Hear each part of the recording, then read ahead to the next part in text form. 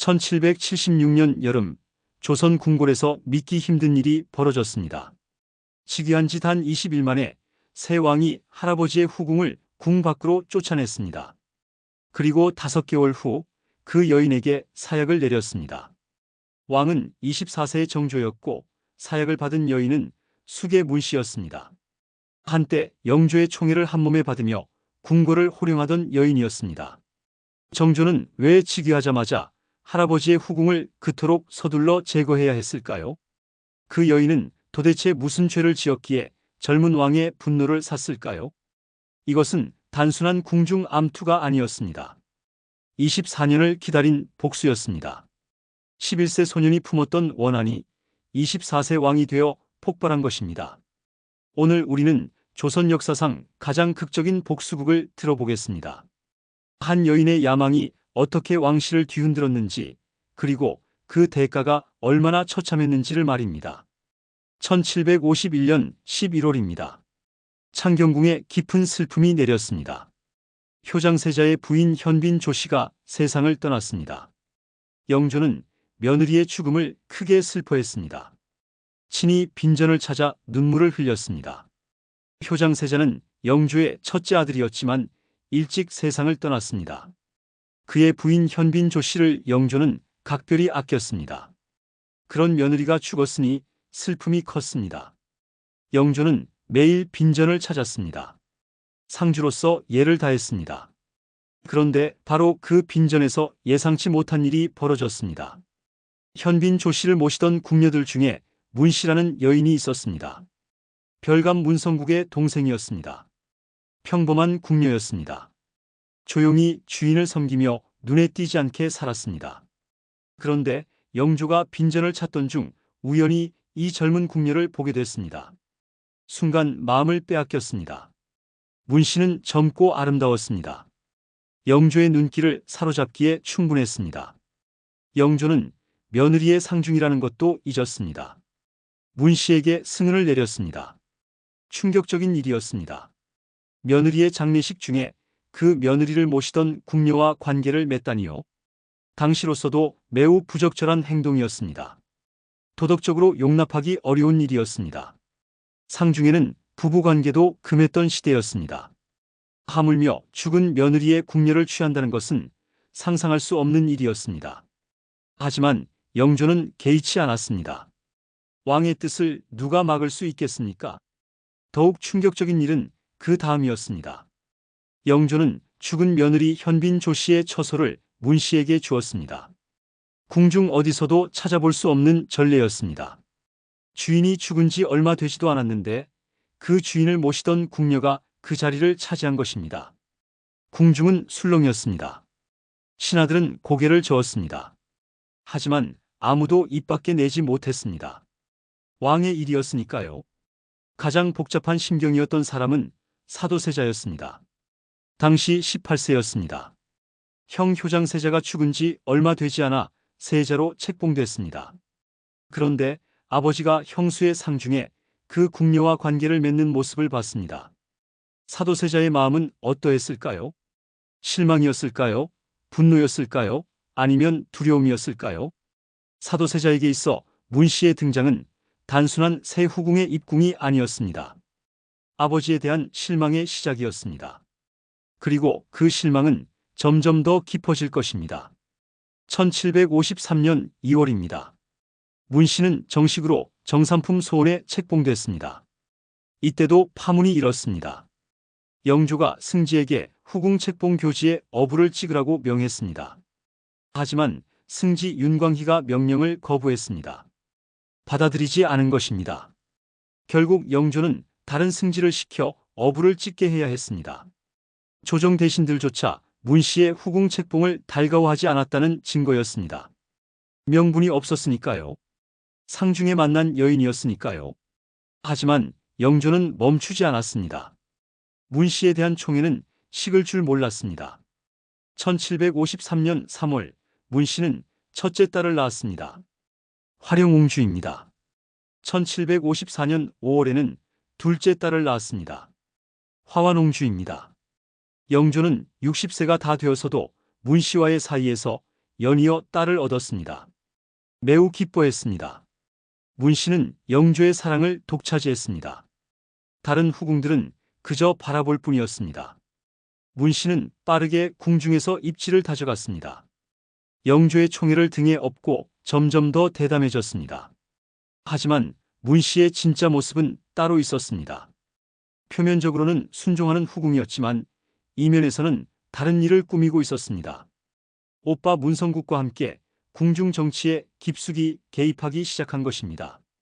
한중록에 따르면 문성국은 동궁전의 별감들과 내통하고 있었습니다. 이 별감들은 사도세자의 일거수일투족을 감시했습니다. 동궁에서 일어나는 크고 작은 일들을 모두 문성국에게 보고했습니다. 문성국은 이 정보를 동생 문 씨에게 전했습니다. 문 씨는 다시 영조에게 일러 바쳤습니다. 사도세자가 어떤 말을 했는지, 누구를 만났는지, 어떤 행동을 했는지 하나하나 빠뜨리지 않고 영조의 귀에 넣었습니다. 영조는 원래 의심이 많은 성격이었습니다. 아들을 향한 기대가 컸던 만큼 실망도 컸습니다. 그런 영조에게 문 씨가 끊임없이 사도세자의 흠을 고했습니다. 영조의 마음속에는 점점 아들에 대한 불신이 쌓여갔습니다. 한중록에는 이런 기록이 있습니다. 영조께서 모르실 때도 의심하셨는데 날마다 들으시니 불쾌하신 마음에 부자 사이는 갈수록 멀어지니라. 사도세자의 부인 해경궁 홍씨가 직접 기록한 증언입니다. 궁중에서 생활하며 문 씨의 행태를 직접 지켜본 당사자였습니다. 해경궁 홍씨는 한중록에서 문 씨 남매를 요녀와 간적이라고 표현했습니다. 요녀는 나라를 어지럽히는 여우 같은 여인을 뜻합니다. 간적은 간사한 역적을 의미합니다. 얼마나 문 씨를 증오했으면 이런 표현을 썼을까요? 그것도 궁중에 살면서 직접 지켜본 며느리의 절규에 가까운 증언이었습니다. 문 씨의 모함은 갈수록 교묘해졌습니다. 사도세자의 사소한 실수나 말실수도 크게 부풀렸습니다. 영조에게 보고할 때는 더욱 과장했습니다. 사도세자는 점점 궁지에 몰렸습니다. 아버지의 눈치를 봐야 했고 언제 또 문 씨의 모함이 들어올지 몰라 전전긍긍했습니다. 창경궁 낙선당에서 화재가 일어난 사건도 있었습니다. 문성국은 이것마저 사도세자의 잘못으로 몰아갔다고 정조는 훗날 증언했습니다. 사도세자는 아무 잘못도 없이 아버지에게 크게 꾸중을 당했습니다. 절망한 나머지 저승전 앞 우물에 뛰어들어 자살을 시도하기까지 했습니다. 다행히 구출됐지만 사도세자의 정신은 점점 무너져갔습니다. 문 씨가 심은 독이 서서히 부자 관계를 갉아먹고 있었습니다. 그리고 그 독은 결국 돌이킬 수 없는 비극으로 이어질 것입니다. 문 씨의 야욕은 끝이 없었습니다. 후궁으로서의 총애만으로는 만족하지 못했습니다. 더 큰 권력을 원했습니다. 그러기 위해서는 아들이 필요했습니다. 조선시대 후궁의 지위는 자식에 달려 있었습니다. 특히 아들을 낳는 것이 중요했습니다. 왕자의 어머니가 되면 권력의 핵심에 다가갈 수 있었습니다. 하지만 문 씨는 딸만 둘을 낳았습니다. 화령옹주와 화완옹주입니다. 옹주도 귀했지만 왕자만큼은 아니었습니다. 문 씨는 이것을 한탄했습니다. 야사에는 충격적인 이야기가 전해집니다. 문 씨가 아들을 얻기 위해 온갖 수단을 동원했다고 합니다. 심지어 사가에서 몰래 사내 아이를 들여와 왕자라고 속이려 했다는 것입니다. 하지만 영의정 이종성에게 발각되어 무산됐다고 합니다. 만약 이것이 사실이라면 문 씨는 왕씨를 속여 가짜 왕자를 만들려 했던 것입니다. 왕통을 어지럽히려 한 중대한 범죄였습니다. 물론 이 이야기는 야사에만 전할 뿐 정식 사료에는 없습니다. 하지만 당시 사람들이 문 씨를 어떻게 봤는지 알 수 있는 대목입니다. 그만큼 문 씨의 행동이 도를 넘었다는 증거입니다. 문 씨의 횡포는 날이 갈수록 심해졌습니다. 영조의 총애만 믿고 궁중에서 아무렇게나 행동했습니다. 다른 후궁들을 무시했습니다. 심지어 사도세자의 생모인 영빈 이 씨에게까지 무례하게 굴었습니다. 영빈 이 씨는 문 씨보다 나이도 많고 품계도 훨씬 높았습니다. 사도세자의 어머니라는 지위도 있었습니다. 하지만 문 씨는 개의치 않았습니다. 어느 날 영빈 이 씨가 문 씨를 꾸짖는 일이 있었습니다. 문 씨는 대들었습니다. 심지어 회초리를 맞는 사건까지 벌어졌습니다. 궁중이 발칵 뒤집혔습니다. 결국 대왕 대비 인원왕후가 나서서 문 씨를 꾸짖어야 했습니다. 대왕 대비께서 직접 나서야 할 정도로 일이 커진 것입니다. 이 사건은 문 씨가 얼마나 오만했는지 보여줍니다. 궁중의 위계 질서를 완전히 무시했습니다. 영조의 총애만 있으면 무엇이든 할 수 있다고 생각했습니다. 하지만 문 씨는 한 가지를 잊고 있었습니다. 총애는 영원하지 않다는 것을요. 왕이 죽으면 총애도 끝난다는 것을요. 1771년입니다. 문 씨는 마침내 종이품 수기로 승격됐습니다. 궁녀 출신으로는 최고 지위까지 올라선 것입니다. 정일품 빈 다음 가는 높은 품계였습니다. 문 씨의 권세는 절정에 달했습니다. 궁중 사람들이 그녀의 일거수일투족을 눈치 보며 지켜봤습니다. 문 씨가 지나가면 모두 고개를 숙였습니다. 그녀의 비위를 거스르면 어떤 일을 당할지 몰랐으니까요. 문 씨는 이제 단순한 후궁이 아니었습니다. 궁중의 실권자였습니다. 영조를 통해 궁중을 좌지우지했습니다. 하지만 바로 이 시기에 사도세자와 영조의 갈등도 돌이킬 수 없는 지경에 이르렀습니다. 문 씨가 20년 넘게 꾸준히 부자 관계를 이간질한 결과였습니다. 영조는 아들에 대한 의심과 불신이 극에 달했습니다. 사도세자는 아버지의 끊임없는 의심과 질책에 정신적으로 병들어갔습니다. 정신질환이 생겼습니다. 의대증이라고도 하고 화병이라고도 합니다. 사도세자는 스스로를 통제할 수 없게 됐습니다. 때로는 폭력적이 됐고 때로는 극도로 불안해했습니다. 영조는 이런 아들을 더욱 의심했습니다. 세자로서 자격이 없다고 생각했습니다. 문 씨는 이 모든 과정을 지켜보며 미소 지었을 것입니다. 자신의 계획이 성공하고 있었으니까요. 사도세자가 무너질수록 자신의 지위는 안전해졌으니까요. 하지만 문 씨는 몰랐습니다. 사도세자에게 아들이 있다는 것을요. 그 아들이 모든 것을 지켜보고 있다는 것을요. 그리고 언젠가 그 아들이 왕이 될 수도 있다는 것을요. 1762년 윤오월입니다. 마침내 이모화변이라는 비극적 사건이 터졌습니다. 영조는 사도세자를 뒤주에 가뒀습니다. 죽음으로 내몬 것입니다. 사도세자는 뒤주 속에서 8일 동안 고통받았습니다. 더위와 갈증과 굶주림 속에서 말입니다. 그리고 마침내 숨을 거뒀습니다. 28세의 젊은 나이였습니다. 사도세자가 뒤주 속에서 죽어가는 동안 문 씨는 과연 무엇을 했을까요? 야사에는 충격적인 이야기가 전해집니다. 문 씨가 사도세자를 조롱했다고 합니다. 심지어 침을 뱉었다는 전승도 있습니다. 물론 이런 이야기들은 정조실록이나 승정원일기 같은 공식 사료에는 기록되지 않았습니다. 하지만 후대 사람들의 기억 속에는 이런 잔혹한 장면들이 뚜렷하게 새겨져 있었습니다. 사실 여부를 떠나 당시 11세였던 세손 정조에게 문 씨는 어떻게 각인됐을까요?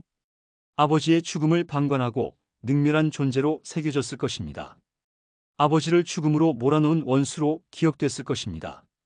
정조는 모든 것을 지켜봤습니다. 11세 소년이 할 수 있는 것은 아무것도 없었습니다. 그저 지켜볼 뿐이었습니다. 아버지가 뒤주에 갇히는 것을, 아버지가 고통받는 것을, 아버지가 죽어가는 것을요. 그리고 문 씨가 그 모든 과정에서 무엇을 했는지도 말입니다. 그날의 기억은 정조의 마음속에 깊이 새겨졌습니다. 결코 잊을 수 없는 기억으로요. 언젠가 반드시 갚아야 할 빚으로요. 1762년 윤오월 13일입니다. 뒤주 속에서 사도세자의 숨이 끊어졌습니다. 8일 만이었습니다. 조선 역사상 가장 비극적인 사건이었습니다. 아버지가 아들을 죽인 것입니다. 왕이 세자를 죽인 것입니다. 궁궐은 충격에 빠졌습니다. 신하들은 말을 잃었습니다. 백성들은 슬퍼했습니다. 하지만 가장 큰 충격을 받은 사람은 11세 세손 정조였습니다. 아버지를 잃었습니다. 그것도 가장 처참한 방식으로요. 정조는 그날의 일을 평생 잊지 못했습니다. 뒤주가 다치던 소리, 아버지의 신음소리, 그리고 마지막 침묵까지요. 정조의 눈에는 또 다른 것도 보였습니다. 문 씨의 모습이었습니다. 아버지가 죽어가는 동안 문 씨는 무엇을 했을까요? 슬퍼했을까요? 아니면 만족스러워했을까요? 정조는 알고 있었습니다. 문 씨가 20년 넘게 아버지를 모함했다는 것을요. 문 씨가 할아버지와 아버지 사이를 갈라놓았다는 것을요. 문 씨가 이 비극의 원인 중 하나라는 것을요. 정조는 마음속으로 다짐했습니다. 언젠가 반드시 복수하겠다고요. 아버지의 원수를 갚겠다고요. 하지만 지금은 아니었습니다. 11세 소년이 할 수 있는 것은 아무것도 없었습니다. 정조는 참아야 했습니다. 기다려야 했습니다. 언젠가 기회가 올 것이라고 믿으며요. 사도세자의 죽음 이후 문 씨의 위세는 꺾이지 않았습니다. 오히려 더욱 기세등등해졌습니다. 방해물이 사라졌다고 여겼는지 모릅니다. 이제 자신을 견제할 사람이 없다고 생각했을 것입니다.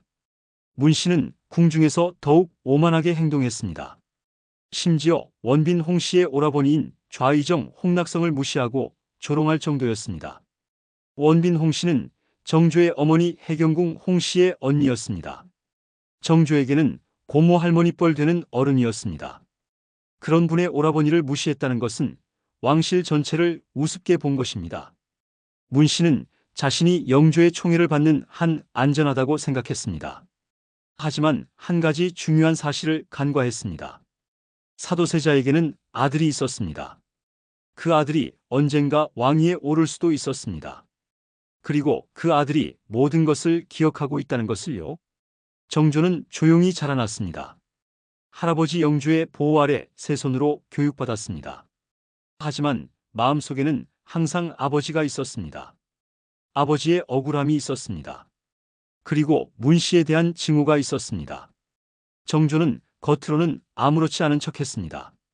문 씨를 만나도 예를 갖췄습니다. 할아버지의 후궁이니까요. 하지만 속으로는 나를 세우고 있었습니다. 언젠가 기회가 오면 반드시 갚겠다고요. 세월이 흘렀습니다. 1775년입니다.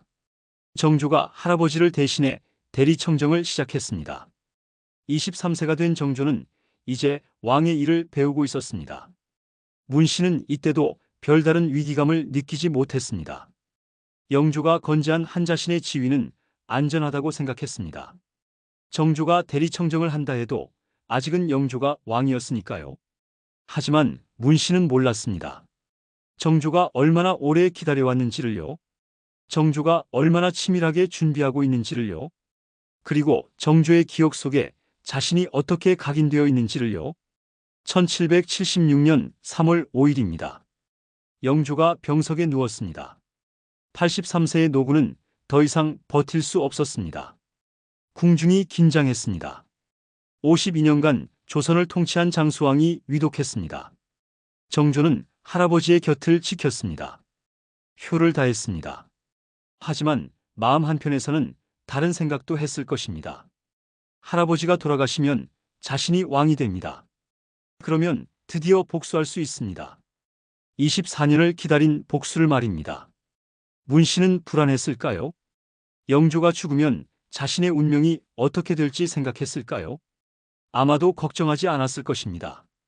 자신은 영조의 후궁이고 옹주 2명의 어머니였습니다. 정조가 아무리 새 왕이 되어도 함부로 할 수 없을 거라고 생각했을 것입니다. 하지만 문 씨는 정조를 몰랐습니다. 정조가 얼마나 깊은 원한을 품고 있는지를요. 정조에게 문 씨는 단순한 할아버지의 후궁이 아니었습니다. 아버지를 죽음으로 몰아넣은 원수였습니다. 절대 용서할 수 없는 존재였습니다. 3월 10일 새벽입니다. 영조가 마지막 숨을 거뒀습니다. 52년 재위를 끝냈습니다. 조선 역사상 가장 오래 왕위에 있었던 군주였습니다. 그리고 바로 그날 정조가 즉위했습니다. 24세의 젊은 왕이 탄생했습니다. 정조는 왕이 되는 순간 무엇을 생각했을까요? 할아버지에 대한 슬픔도 있었을 것입니다. 왕으로서의 책임감도 있었을 것입니다. 하지만 가장 먼저 떠오른 것은 아버지였을 것입니다. 그리고 아버지를 죽음으로 몰아넣은 사람들이었을 것입니다. 그 중에서도 문 씨가 있었습니다. 정조는 즉시 움직였습니다. 기다림은 끝났습니다. 복수의 시간이 온 것입니다. 24년을 기다린 복수가 시작되는 순간이었습니다. 정조가 세손이 된 후 15년의 세월이 흘렀습니다. 그 15년 동안 정조는 침묵 속에서 자라났습니다. 할아버지 영조 곁에서 왕의 일을 배웠습니다. 학문을 닦고 정치를 익혔습니다. 하지만 마음속에는 항상 아버지가 있었습니다. 잊을 수 없는 기억들이 있었습니다. 뒤주 속에서 죽어간 아버지의 모습이요. 정조는 겉으로는 조용했지만 속으로는 나를 세우고 있었습니다. 언젠가 반드시 복수하겠다고 다짐하며요. 그 15년 동안 문씨는 어땠을까요? 문씨의 권세는 날이 갈수록 커졌습니다. 사도세자라는 방해물이 사라진 후 더욱 기세등등해졌습니다. 영조의 총에는 변함이 없었습니다. 오히려 나이가 들수록 문씨에게 더 의지했습니다. 문씨는 이제 단순한 후궁이 아니었습니다. 궁중의 실세였습니다.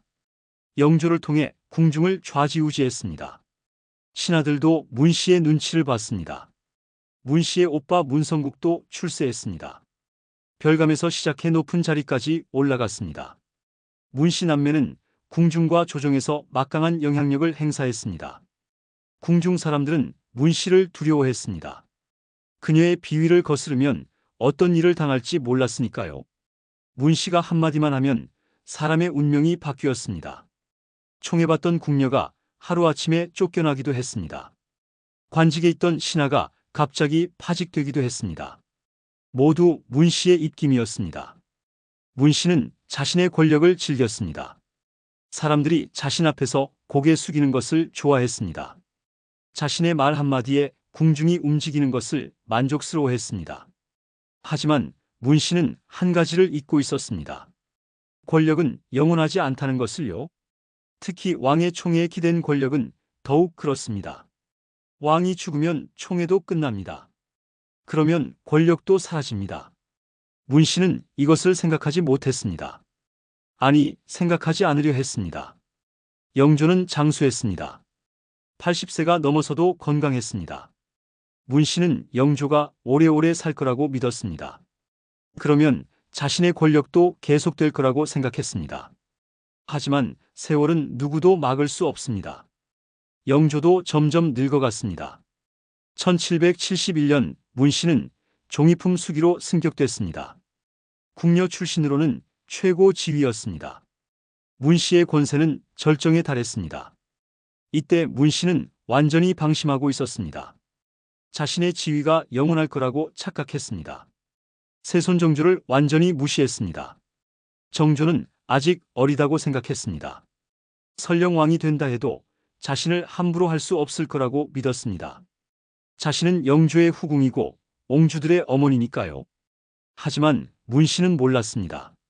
정조가 무엇을 기억하고 있는지를요. 정조가 얼마나 오래 기다려왔는지를요. 그리고 정조의 마음속에 어떤 결심이 있는지를요. 1775년부터 정조가 대리청정을 시작했습니다. 영조가 나이가 들어 정사를 정조에게 맡긴 것입니다. 이때도 문씨는 별로 걱정하지 않았습니다. 아직 영조가 살아있으니까요. 정조가 대리청정을 한다 해도 최종 결정권은 영조에게 있었습니다. 문씨는 여전히 영조를 통해 영향력을 행사할 수 있었습니다. 하지만 정조는 조용히 준비하고 있었습니다. 대리청정을 하며 정치 감각을 키웠습니다. 신하들과의 관계를 다졌습니다. 그리고 언젠가 올 그날을 준비했습니다. 할아버지가 돌아가시고 자신이 진짜 왕이 되는 날을요. 그날이 오면 해야 할 일들을 머릿속에 정리했습니다. 그중 첫 번째가 문씨 처단이었습니다. 정조는 문씨를 볼 때마다 생각했습니다. 저 여인이 아버지를 죽였다고요.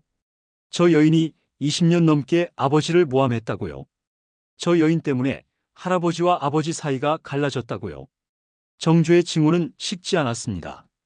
오히려 세월이 흐를수록 더 깊어졌습니다. 15년 동안 매일 그 징후를 되새겼습니다. 잊지 않기 위해서요. 복수를 포기하지 않기 위해서요. 문씨는 정조의 눈빛을 느꼈을까요? 정조가 자신을 바라볼 때의 차가운 시선을요. 아마도 느끼지 못했을 것입니다. 정조는 완벽하게 감정을 숨겼으니까요. 겉으로는 공손한 세손이었으니까요. 하지만 속으로는 칼을 갈고 있었습니다. 날카롭게 예리하게요. 문씨의 목을 겨냥하여요. 1776년 3월이 다가왔습니다. 영조의 건강이 급격히 악화됐습니다. 83세의 노구는 더 이상 버틸 수 없었습니다. 궁중이 긴장했습니다. 문씨도 불안해지기 시작했습니다. 영조가 죽으면 어떻게 될까요? 정조가 왕이 됩니다. 그러면 자신의 운명은요? 문씨는 처음으로 두려움을 느꼈을지도 모릅니다. 하지만 이미 늦었습니다. 너무 늦었습니다. 24년 동안 쌓인 정조의 원한을 이제 와서 풀 수는 없었습니다. 문씨가 할 수 있는 것은 아무것도 없었습니다. 그저 기다릴 뿐이었습니다. 운명의 날을요. 심판의 날을요. 그리고 그날은 곧 다가올 것입니다. 1776년 3월 10일 새벽입니다. 영조가 마지막 숨을 거뒀습니다. 83세였습니다. 52년간 조선을 통치한 장수왕의 죽음이었습니다. 궁중은 슬픔에 잠겼습니다. 신하들은 곡을 했습니다. 백성들도 애도했습니다. 그리고 바로 그날 정조가 즉위했습니다. 24세의 젊은 왕이 탄생한 것입니다. 정조는 왕위에 오르는 순간 무엇을 생각했을까요? 할아버지에 대한 슬픔도 있었을 것입니다. 왕으로서의 무거운 책임감도 느꼈을 것입니다. 하지만 가장 먼저 떠오른 것은 아버지였을 것입니다. 사도세자, 뒤주 속에서 죽어간 아버지를요. 그리고 아버지를 죽음으로 몰아넣은 사람들을요. 정조는 이제 왕이었습니다. 조선의 절대 권력자였습니다. 아무도 거스를 수 없는 존재였습니다. 이제 복수할 수 있었습니다. 24년을 기다린 복수를 말입니다. 정조는 즉시 움직였습니다. 즉위한 지 단 20일만인 3월 30일입니다. 정조는 첫 번째 명령을 내렸습니다. 숙의 문씨의 자코를 삭탈하라. 궁 밖으로 내쫓으라. 충격적인 명령이었습니다. 할아버지의 후궁을 즉위하자마자 쫓아낸다니요. 신하들도 놀랐습니다. 하지만 정조의 결심은 확고했습니다. 문씨는 더 이상 숙위가 아니었습니다. 그저 문씨, 궁녀 출신 문씨일 뿐이었습니다. 정조는 문씨를 문녀라고만 부르도록 명령했습니다. 궁녀라는 본래 신분으로 되돌린 것입니다. 동시에 문씨의 오빠 문성국은 노비로 만들었습니다. 문씨의 어머니는 제주도의 종으로 삼았습니다. 하루아침에 문씨 일가는 죄인으로 전락했습니다. 20년 넘게 누렸던 권세가 한순간에 사라졌습니다. 문씨는 믿을 수 없었을 것입니다. 어떻게 이럴 수 있습니까? 나는 선왕의 후궁이고 옹주들의 어머니인데요. 하지만 정조는 단호했습니다. 문씨에게 어떤 자비도 베풀지 않았습니다. 궁녀들이 문씨를 끌어냈습니다. 한때 궁중을 호령하던 여인이 끌려나갔습니다. 문씨는 울며 빌었을까요? 아니면 분노하며 저항했을까요? 기록은 남아있지 않습니다. 다만 문씨가 궁 밖으로 쫓겨났다는 사실만 전합니다. 5월 13일입니다. 정조는 장문의 교지를 내렸습니다. 문씨의 죄를 천하에 포고하는 내용이었습니다. 정조는 교지에서 문씨의 죄상을 낱낱이 밝혔습니다. 사도세자를 20년 넘게 모함한 죄입니다. 부자 관계를 이간질한 죄입니다. 궁중을 어지럽힌 죄입니다. 창경궁 낙선당 화재 사건의 진범도 문성국이라고 지목했습니다. 정조의 교지는 길고 상세했습니다. 문씨가 저지른 악행들을 하나하나 나열했습니다. 그동안 쌓인 분노를 모두 쏟아낸 것 같았습니다. 신하들은 교지를 읽으며 고개를 끄덕였습니다. 그렇습니다. 문씨는 마땅히 벌을 받아야 합니다. 백성들도 소문을 들었습니다. 문씨가 사도세자를 모함했다고, 그래서 쫓겨났다고요. 백성들은 정조를 칭찬했습니다. 효자이시다. 아버지의 원수를 갚으셨다고요. 다음 날인 5월 14일입니다. 정조는 문씨를 도성 밖으로 완전히 축출했습니다. 한양 성 안에도 있지 못하게 한 것입니다. 문씨는 궁에서 쫓겨난 것도 모자라 한양에서도 쫓겨났습니다. 외딴 곳에서 초라하게 살아야 했습니다. 조정에서는 문 씨를 더 가혹하게 처벌하라는 상소가 빗발쳤습니다. 대신들은 문 씨를 당장 사형에 처해야 한다고 주장했습니다. 문 씨의 딸들인 화령옹주와 화완옹주의 자귀까지 삭탈해야 한다고 말했습니다. 하지만 정조는 옹주들만큼은 보호했습니다. 두 옹주는 영조의 딸이라고 문 씨가 흉계를 꾸밀 때는 강보에 쌓인 악이었을 뿐이라고 말했습니다. 정조는 어린 조카들을 감쌌습니다. 죄는 문 씨 한 사람에게만 있다고 못을 박았습니다.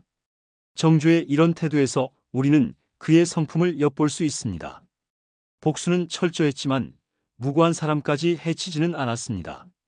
문 씨에 대한 징후는 깊었지만 그 자식들에게까지 미움을 품지는 않았습니다. 정조는 냉혹한 복수자였지만 동시에 인간적인 왕이기도 했습니다. 하지만 정조의 자비는 문 씨에게는 해당하지 않았습니다. 문 씨는 용서받을 수 없었습니다. 정조에게 문 씨는 절대 용서할 수 없는 원수였으니까요. 영조의 국상 기간이었습니다. 정조는 국상이 끝나기를 기다렸습니다. 할아버지에 대한 예를 지키기 위해서였습니다. 국상 중에는 중대한 형벌을 내리지 않는 것이 관례였습니다. 정조는 그 관례를 따랐습니다. 하지만 마음속으로는 날짜를 세고 있었습니다. 국상이 끝나는 날을요. 그날이 오면 마지막 복수를 할 것입니다. 문 씨에게 사약을 내릴 것입니다. 시간은 천천히 흘렀습니다. 문 씨는 궁 밖에서 두려움 속에 살았습니다.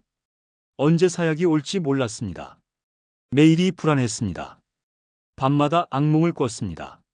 한때 누렸던 영화가 꿈처럼 느껴졌습니다. 이게 현실인가 싶었습니다. 어떻게 이렇게 빨리 몰락할 수 있는가요? 문 씨는 후회했을까요? 사도세자를 모함한 것을요?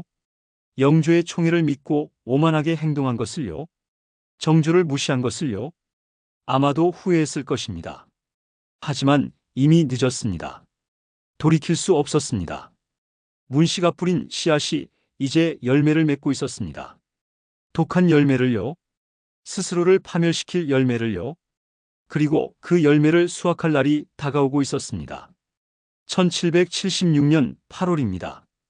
영조의 국상이 끝났습니다. 백일상을 마친 것입니다. 이제 정조는 더 이상 기다릴 필요가 없었습니다. 마지막 복수를 할 때가 온 것입니다. 8월 10일입니다. 정조는 조정회의를 소집했습니다. 대신들이 모였습니다. 정조가 입을 열었습니다.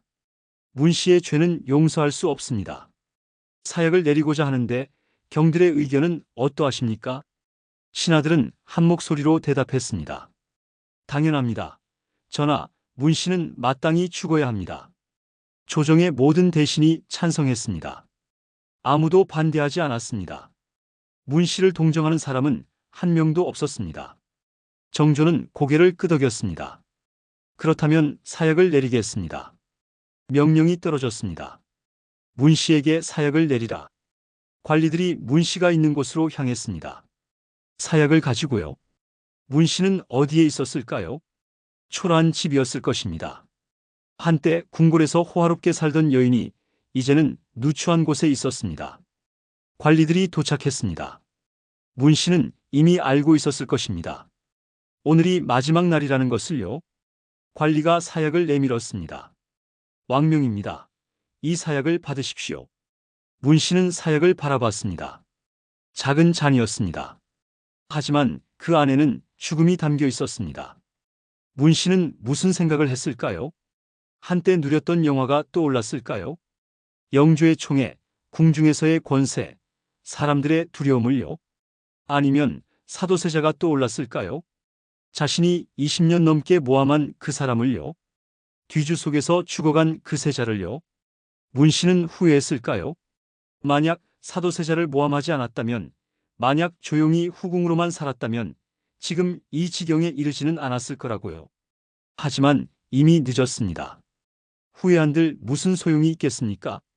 문 씨는 사약을 들었습니다. 손이 떨렸습니다. 두려웠을 것입니다. 죽음이 무섭지 않은 사람이 어디 있겠습니까? 하지만 거부할 수 없었습니다.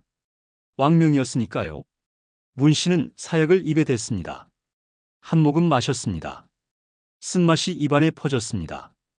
그리고 곧 목구멍으로 넘어갔습니다. 독이 몸속으로 들어갔습니다. 문 씨는 잔을 내려놓았습니다. 이제 기다릴 뿐이었습니다. 죽음이 찾아올 때까지요? 얼마나 시간이 걸렸을까요? 몇 분이었을까요? 아니면 몇십 분이었을까요? 기록은 남아있지 않습니다. 다만 문 씨가 사약을 받고 죽었다는 사실만 전합니다. 문 씨의 마지막 순간은 어땠을까요? 고통스러웠을까요? 아니면 의외로 평온했을까요? 문 씨는 마지막 순간에 무슨 말을 했을까요? 아무 말도 하지 않았을까요? 아니면 누군가를 원망했을까요? 정조를 원망했을까요? 아니면 자신의 운명을 원망했을까요?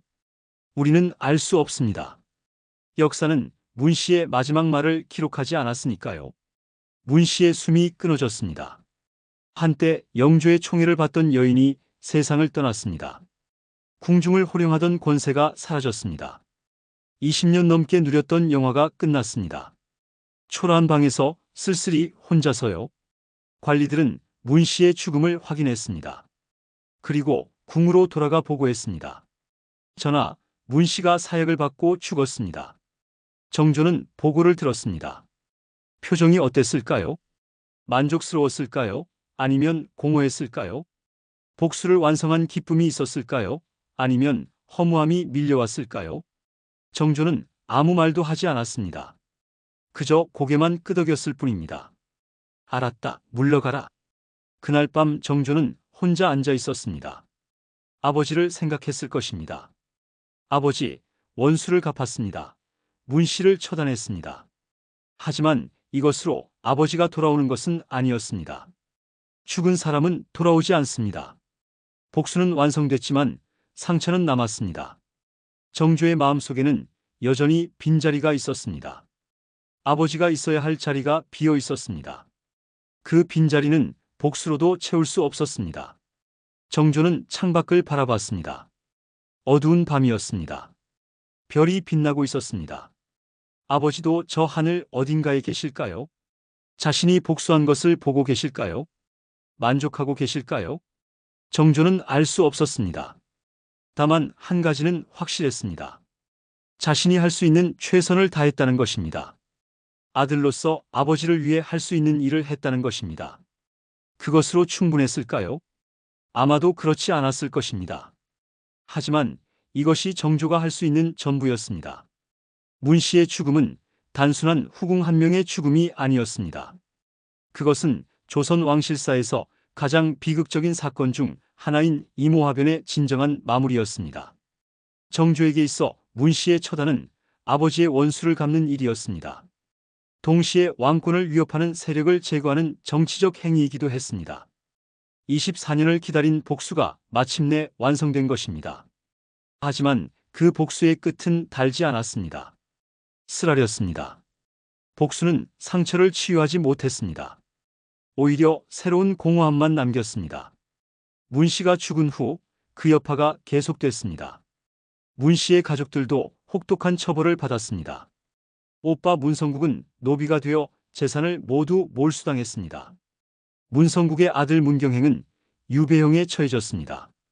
심지어 문성국의 친구 박도우까지 연루되어 유배를 당했습니다. 문 씨의 어머니는 제주도에서 관노비로 살아야 했습니다. 문 씨의 사위들도 예외가 아니었습니다. 화령옹주의 남편 심능건은 장모의 집을 마음대로 처분했다는 이유로 처벌받았습니다. 이미 세상을 떠난 화완옹주의 장례에 10만 양이나 지출한 것도 문제가 됐습니다. 문 씨 일가는 말 그대로 풍비박산이 났습니다. 한때 권세를 누리던 가문이 하루아침에 몰락했습니다. 그나마 다행인 것은 화령옹주만큼은 정조의 보호를 받았다는 점입니다. 신하들이 아무리 옹주의 자기 삭탈을 요구해도 정조는 완강히 거부했습니다. 옹주는 죄가 없다고, 어머니의 죄를 자식에게 물을 수 없다고 못을 박았습니다. 화령옹주는 운이 좋았습니다. 어머니 문 씨의 죄로 인해 궁궐 출입이 금지되고 옹주로서의 예우도 제대로 받지 못했지만 목숨만큼은 보전할 수 있었습니다. 화령옹주는 영조보다 21년을 더 살았습니다. 순조대까지 천수를 누렸습니다. 1821년 69세로 사망할 때까지 살아남은 것은 정조의 관용 덕분이었습니다. 만약 화룡옹주가 아들로 태어났다면 어떻게 됐을까요? 아마도 어머니와 함께 사사당했을 것입니다. 왕위 계승의 혼란을 막기 위해서라도 정조는 그렇게 했을 것입니다. 하지만 딸이었기에 목숨을 부지할 수 있었습니다. 정조의 복수는 철저했지만 무분별하지는 않았습니다. 죄가 있는 자만 벌했습니다. 무고한 자식들에게까지 미움을 품지는 않았습니다. 이것이 정조라는 인물의 면모였습니다. 냉혹한 복수자였지만 동시에 인간적인 왕이기도 했습니다. 문씨 사건은 조선 후기 정치사에서 중요한 전환점이 됐습니다. 정조는 이 사건을 통해 이모화변의 원한을 정리할 수 있었습니다. 새로운 정치 질서를 구축할 수 있었습니다. 노론과의 협력 관계도 안정시켰습니다. 자신의 왕권을 더욱 공고히 할 수 있었습니다. 하지만 이 모든 것의 이면에는 한 인간의 깊은 상처가 숨어 있었습니다. 11세에 아버지를 잃은 아이의 트라우마가 24년 만에 복수로 분출된 것입니다. 정조에게 문씨의 처단은 정치적 계산을 넘어선 개인적 복수였습니다. 정조는 복수를 완성했습니다. 아버지의 원수를 갚았습니다. 하지만 과연 만족했을까요? 진정한 평화를 얻었을까요? 아마도 그렇지 않았을 것입니다. 복수는 상처를 치유하지 못합니다. 오히려 새로운 공허함만 남깁니다. 죽은 아버지는 돌아오지 않습니다. 어린 시절의 상처는 사라지지 않습니다. 정조는 그것을 알았을 것입니다. 문씨를 죽인 후에도 여전히 외로웠을 것입니다. 여전히 아버지가 그리웠을 것입니다. 복수는 달지만 상처는 남습니다. 정조는 그 진리를 몸소 체험한 것입니다. 정조는 이후 25년간 더 재위했습니다. 개혁을 추진했습니다. 학문을 장려했습니다. 백성을 위한 정치를 펼쳤습니다. 훌륭한 왕이었습니다. 하지만 마음속 깊은 곳에는 항상 아버지가 있었습니다. 아버지에 대한 그리움이 있었습니다. 정조는 사도세자를 사도라고 부르지 못하게 했습니다. 대신 장원세자라는 시호를 올렸습니다. 아버지의 명예를 회복하려 애썼습니다. 수원 화성을 건설하며 아버지를 기렸습니다. 정조의 모든 행동에는 아버지가 있었습니다. 평생 아버지의 아들로 살았습니다. 그것이 정조라는 인물의 본질이었습니다. 왕이기 이전의 아들이었습니다. 권력자이기 이전의 인간이었습니다. 문씨에 대한 복수도 결국 한 아들의 절규였습니다. 아버지를 잃은 아이의 울부짖음이었습니다. 우리는 정조의 선택을 어떻게 봐야 할까요? 정당한 복수였을까요? 아니면 과도한 응징이었을까요? 아마도 둘 다였을 것입니다. 정조의 입장에서는 정당한 복수였습니다. 아버지를 모함하고 죽음으로 내몬 원수를 갚은 것이니까요. 하지만 객관적으로 보면 과도한 면도 있었습니다. 즉위하자마자 20일 만에 처단을 시작했고 5개월 만에 사야까지 내렸으니까요. 하지만 누가 정조를 비난할 수 있겠습니까? 11세에 아버지를 잃은 소년의 고통을 누가 헤아릴 수 있겠습니까? 24년을 기다린 그 인내를 누가 이해할 수 있겠습니까? 정조는 복수했습니다. 그것이 옳았든 그르든 정조에게는 필요한 일이었습니다. 아들로서 해야 할 일이었습니다. 그리고 그것을 감히 비난할 사람은 아무도 없을 것입니다. 문씨의 이야기는 여기서 끝나지 않습니다. 그녀의 죽음 이후 역사는 그녀를 어떻게 기억했을까요? 문씨는 조선 역사에서 가장 유명한 악녀 중 하나가 됐습니다.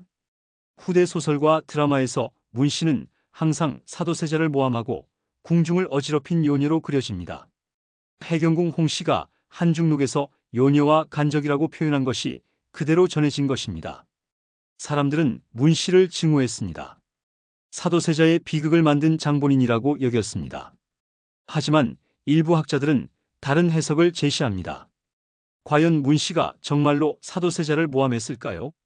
아니면 정조가 이모화변의 책임을 누군가에게 뒤집어 씌울 필요가 있어서 문씨를 희생양으로 삼은 것은 아닐까요? 실제로 문씨는 궁녀 출신의 일개 후궁에 불과했습니다.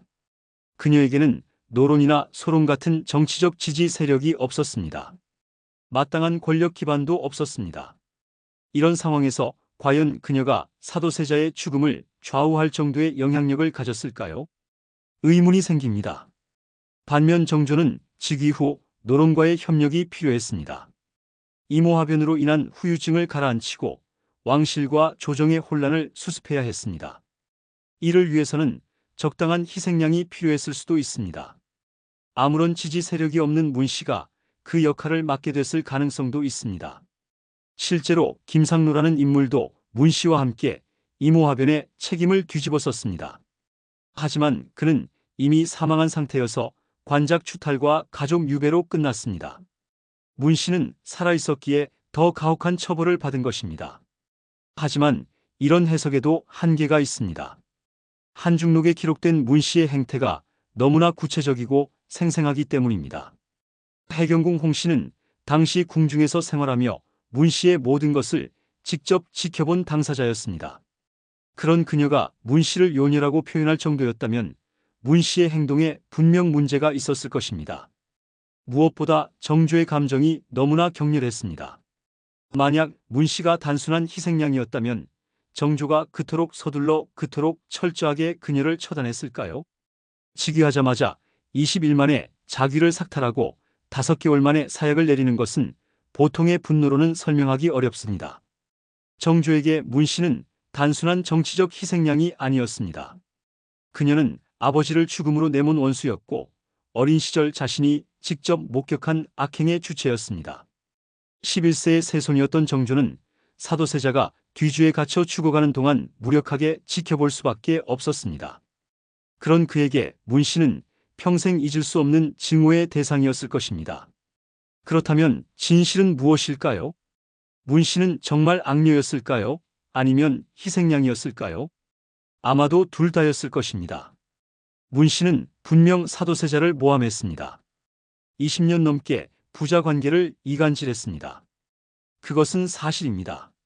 하지만 동시에 정조에게는 정치적으로 유용한 희생양이기도 했습니다. 문씨를 처단함으로써 이모화변을 정리하고 새로운 정치를 시작할 수 있었습니다. 두 가지 요소가 복합적으로 작용한 것입니다. 어쨌든 문씨는 역사의 악녀로 기록됐습니다. 그녀의 실제 모습이 어땠든 간에 역사는 그녀를 영원한 악역으로 남겼습니다. 하지만 문씨를 단순히 악녀로만 볼 수는 없습니다. 그녀 역시 조선 후기라는 격변의 시대를 살아간 한 여성이었습니다. 궁녀 출신의 미천한 신분에서 시작해 왕의 후궁이 되고 종이품 수기까지 오른 것은 분명 대단한 일이었습니다. 비록 그 과정에서 많은 잘못을 저질렀지만 그녀 나름대로는 살아남기 위해 최선을 다했을 것입니다. 문씨의 비극은 그녀가 살았던 시대의 비극이기도 합니다. 조선 후기는 당파 싸움이 극에 달했던 시기였습니다. 왕실 내부에서도 갈등과 음모가 끊이지 않았습니다. 이런 상황에서 문씨 같은 인물이 등장한 것은 어쩌면 필연적이었을지도 모릅니다. 문씨의 죽음으로부터 우리는 무엇을 배울 수 있을까요? 권력은 영원하지 않다는 것입니다. 악행은 반드시 대가를 치르게 된다는 것입니다. 그리고 한 사람의 원한이 얼마나 무서운 결과를 가져올 수 있는지를 보여줍니다. 문씨는 20년 넘게 누렸던 영화를 단 몇 개월 만에 모두 잃었습니다. 궁녀에서 수기까지 올라갔지만 결국 사약을 받고 쓸쓸히 죽어야 했습니다. 정조 역시 복수를 완성했지만 진정한 만족을 얻었을까요? 아버지의 원수를 갚긴 했지만 죽은 아버지가 돌아오는 것은 아니었습니다. 어린 시절의 상처가 치유되는 것도 아니었습니다. 복수는 때로 새로운 상처만 남기기도 합니다. 그럼에도 불구하고 정조의 선택을 이해할 수 있습니다. 그는 왕이기 이전의 아들이었습니다. 아버지를 모함하고 죽음으로 내몬 자들을 그냥 둘 수는 없었을 것입니다. 더욱이 문씨 같은 인물을 그대로 두었다면 왕권에도 위협이 됐을 것입니다. 문씨 사건은 조선사에서 가장 극적인 복수극 중 하나입니다. 24년을 기다린 복수, 즉위하자마자 단행한 처단, 그리고 철저한 응징입니다. 이 모든 것이 한편의 드라마를 보는 듯합니다. 하지만 이것은 드라마가 아닌 실제 역사였고 실제 사람들의 삶이었습니다. 오늘날 우리가 문씨의 이야기에서 얻을 교훈은 무엇일까요? 권력 앞에서의 겸손, 타인에 대한 배려, 그리고 역사의 심판에 대한 경외심이 아닐까 합니다. 문 씨는 일시적인 권력에 취해 본분을 잊었고 결국 그 대가를 혹독하게 치렀습니다. 1776년 그 여름 숙의 문 씨는 사약을 받고 세상을 떠났습니다. 그녀의 죽음과 함께 이모화변이라는 조선 역사상 가장 비극적인 사건도 막을 내렸습니다. 하지만 그 여파는 오랫동안 조선 사회에 남아 있었습니다. 정조는 아버지의 원수를 갚았지만 동시에 새로운 정치 질서를 만들어 가야 하는 과제를 안게 됐습니다. 문 씨의 이야기는 단순한 권력 다툼을 넘어 인간의 욕망과 복수, 권력과 몰락에 대한 깊은 성찰을 담고 있습니다. 한 여인의 야욕이 어떻게 왕실을 뒤흔들었는지, 그리고 그에 대한 응징이 얼마나 철저했는지를 보여줍니다. 이 역사는 되풀이된다고 합니다. 문 씨 같은 인물은 어느 시대에나 등장할 수 있고 정조 같은 복수도 언제든 일어날 수 있습니다. 중요한 것은 우리가 이런 역사로부터 지혜를 얻어 같은 실수를 반복하지 않는 것입니다. 숙의 문 씨, 그녀는 조선 역사에서 가장 유명한 악녀 중 하나가 됐습니다. 하지만 그 이면에는 한 시대의 아픔과 상처, 그리고 인간의 복잡한 감정들이 얽혀 있었습니다. 그녀의 이야기를 통해 우리는 역사의 무게와 인간의 한계를 다시 한번 느낄 수 있습니다. 이상으로 조선 역사상 가장 극적인 복수극 중 하나인 정조와 숙의 문 씨의 이야기를 마칩니다.